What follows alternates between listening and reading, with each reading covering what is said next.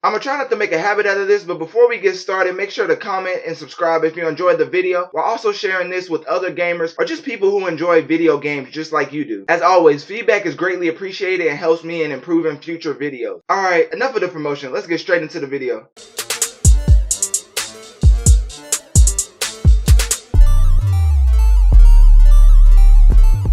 Was good with y'all? It's your boy AD, and to be honest, if it wasn't for Apex Legends, EA would have already been canceled by gamers in general instead of just BioWare fans, because of them taking a company that made the iconic trilogy known as Mass Effect and forcing them to a schedule that leads to obviously unfinished games with little effort to hide the fact that they're just looking to push DLC and microtransactions onto consumers instead of actually making a good game. It's like walking into your local retail store and buying half a box of cereal at full price. Just doesn't make sense. So I guess banking on people wanting to fly like Iron Man didn't work out, because last time I checked, Iron Man never had to land every 2 minutes to cool down, which is an actual overused feature in the game. So developers of the game must not be as big of a Marvel fan as some of us had hoped. But hopefully EA can break this cycle of putting out unfinished games, as fans are starting to protest with their wallets, because what was promised to be a 10-year cash cow for EA has now turned out to be a big flop, with Anthem only doing half the physical sales of BioWare's previous game in Mass Effect Andromeda. That I played a lot when the game came out, and can say that if that game spent more time in development, it would have been a great game. So that has become the reoccurring theme with this strange relationship in EA and BioWare, which, for the people that don't know, EA cut support for Mass Effect Andromeda to focus on Anthem, which up to now has been in development for 6 years, which they really should stop telling us they've been working on a game for a long time, and then the game comes out looking like a struggling beta with a $60 price tag, because then it just makes fans wonder what they've been working on for those 6 years. Honestly, it feels as if they just tell fans that to make them care more about their game. But if you've been following me since day one, you will probably point out a video I made from over a month ago talking about how Anthem might be the end of Destiny because of similar gameplay and it being a looter shooter, which means as you progress through the game, you get improved loot to upgrade your character, which now I can admit that ship has sailed for Anthem being a respected competitor against Destiny. Even more confirmation that Destiny is beyond the reach of Anthem, we can look at some official sales, as Anthem sold around a quarter of Destiny 2's first week physical total from September 2017. Comparing the physical sales to other opening weekend AAA games in Kingdom Hearts 3 and Resident Evil 2, Anthem sales were lower than both in retrospect, which is definitely underwhelming to say the least for a company like EA. Ending on a positive note for sales though, Anthem did top the UK box game sales chart during its first week of release. I do feel like BioWare, not EA, but BioWare is getting some unnecessary hate, as I do believe they try their best developing a game, but then EA just comes in, see what they have, and tells them to hurry up and finish so they can make a profit, which is just my opinion, but I really feel like that's how BioWare is really being treated out here. You don't get the nickname of being a studio killer by multiple people inside the gaming industry without it presumably being true. I'm not completely excluding BioWare from Anthem, because they did have their fair share in promoting and saying things that when the game finally came out just wasn't true. But as I haven't played the game, only the beta, I'm going to get into different reviews of critics that have thoroughly played the game, while also including some fan opinions on what BioWare needs to do to improve Anthem going forward, if it's not already too late. Starting off with GameSpot, who called EA and BioWare out for allegedly creating fake reviews to boost their user score, making the overall score not seem so bad. But GameSpot's official score sits at a 6 out of 10, with them saying there simply isn't enough of this kind of content to make it worth the wait, and what's here is inconsistent in terms of polish, clarity, and balance. Anthem, as it stands now, is an adventure best saved for a later date. Basically, GameSpot is telling you to wait till the price drops before picking up Anthem. IGN gave Anthem a 6.5 out of 10, saying Anthem comes closer to succeeding as a co-op action RPG than it does as a story-focused game, but only does so after a trying grind through its repetitive main quest. So I guess they're not going to address the fact that they gave a 6.5 instead of 6. Like, what goes through the mind of people making these scores trying to figure out if a game is worthy of a whole number or not? But anyways, I guess that doesn't matter.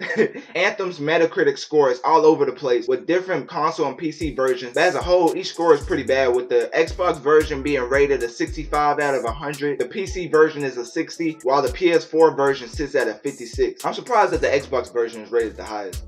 But anyways, I never ran into Metacritic having different scores for the same game, so let me know in the comment section down below, or does this happen more than not with other games? Because for a second I was wondering how one game having 3 scores is even possible, but then quickly realized how games look and most times play better on PC than console. Hopefully Xbox and PlayStation fanboys don't come after me.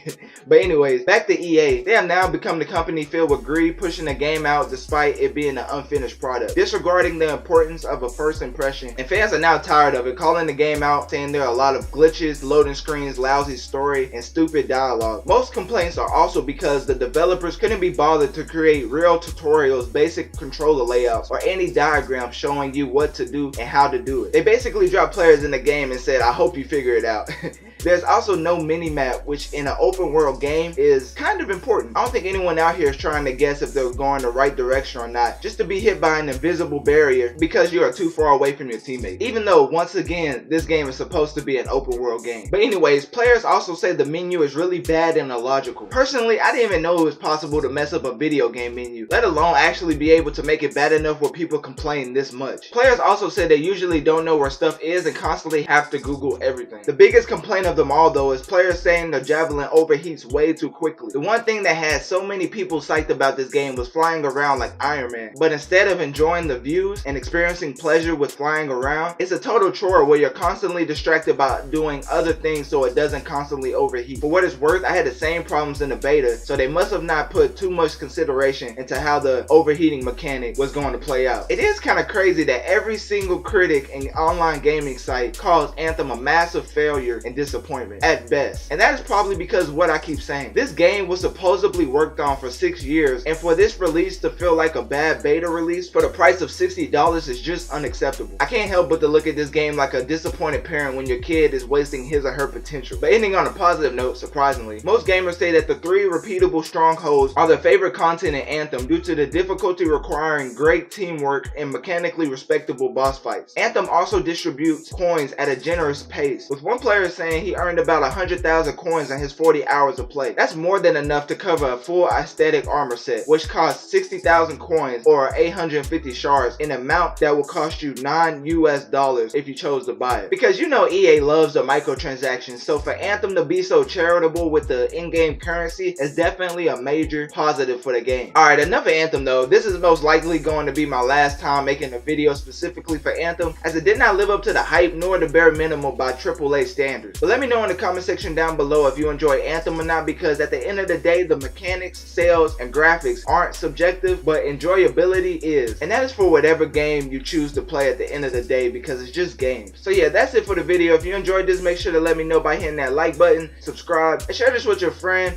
neighbor, dog, or just send this to the person across the street that bashed Mass Effect Andromeda before, during, and after the development process, because without them, this wouldn't be possible. Oh, and one more thing, are we ever going to get that OG Mass Effect remaster for the culture? Because I've been hearing talks about it, but I've not seen anything yet. So with Anthem flopping, hopefully it speeds up that process. But yeah, that's all I really had to say. So with that, I'm out.